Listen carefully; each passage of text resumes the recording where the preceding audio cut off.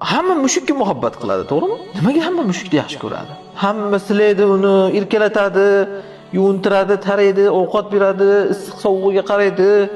Ayniqsa hozirgi nima, hojatxonasigacha muhayyo qilib berasiz mushukni. O'zi bir tiyinlik foydasi tegmaydi mushukni bizga. Ya'ni mushuk nima qilib beradi? Eshakka o'xshab yuk tashimaydi. Molga o'xshab sut bermaydi, go'sht bermaydi. Tovuqqa o'xshab tuxum bermaydi.